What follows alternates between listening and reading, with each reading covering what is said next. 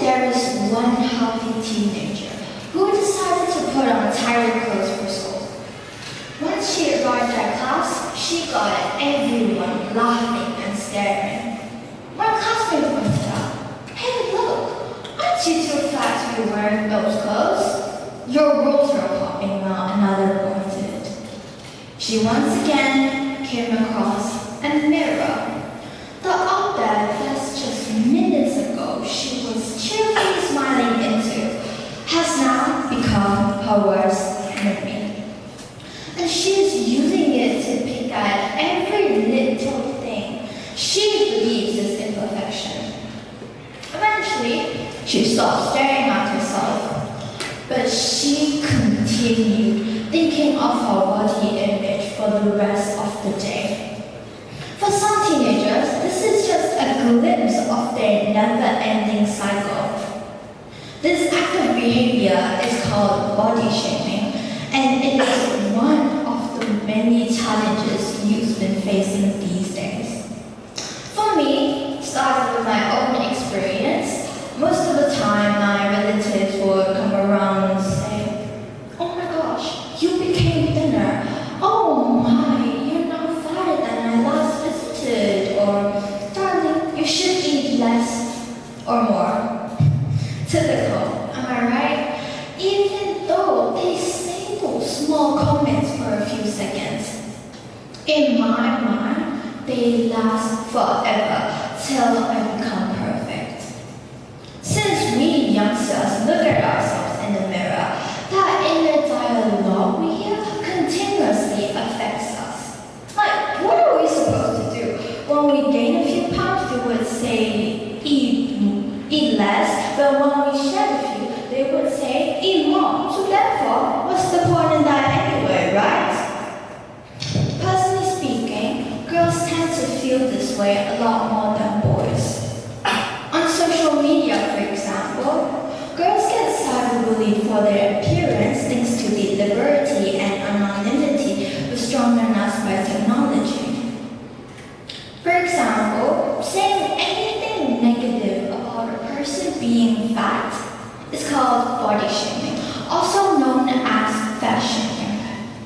Fat shaming comments are ones like, "Oh, they'll be pretty if they lost weight," or "I bet they had to buy an extra plane ticket to fit."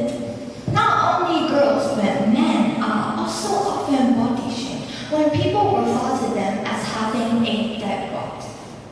People with thinner bodies can also be shamed for their weight, often called skinny shaming.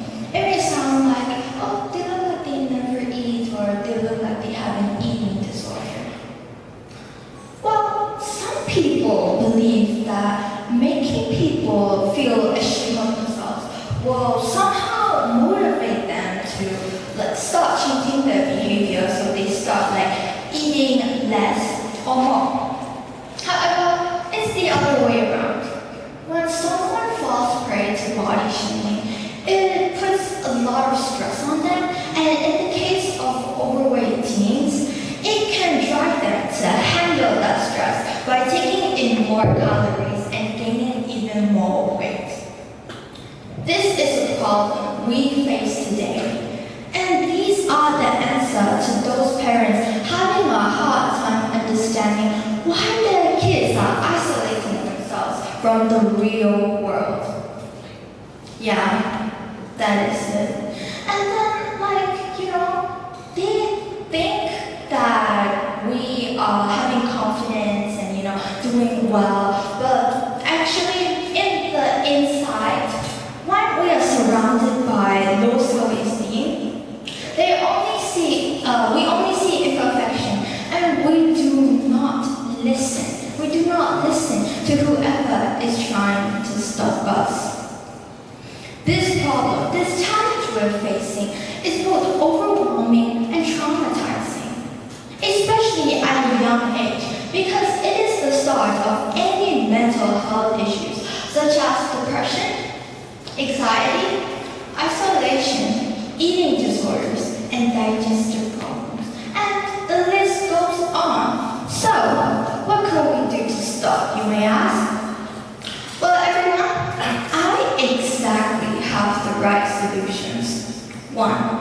The first steps to protecting yourself from body shaming are to stop body shaming yourself and develop self-compassion. Remember that your health status takes priority over your physical appearance, and that should always be your primary concern. 2. Instead of repeating the negative messages, please, you should accept yourself without criticism. Tell yourself these. I love my body. I accept it as it is. My body is strong and healthy. 3. Be proud of your individuality. Your value as a human being is worth much more than your physical body. So, remember the good qualities you bring to the world is the foundation for attaining good body acceptance. Well now, ladies and gentlemen, if there's a takeaway to this talk, I hope that we all feel more comfortable acknowledging ourselves. I'm talking about this for people of all ages because this is an absolutely depressing challenge we all have faced before. Above all else, keep in mind that everyone is born in different kinds of ways, forms, and shapes, sizes, right? Yeah, so we should not compare ourselves or body shame ourselves, and there's just no point in blaming ourselves or any part of our body. So, please be grateful for your individuality and body. Embrace your flaws. You were born to be real, not to be perfect. I'm May Phoo Wathone from Say Class.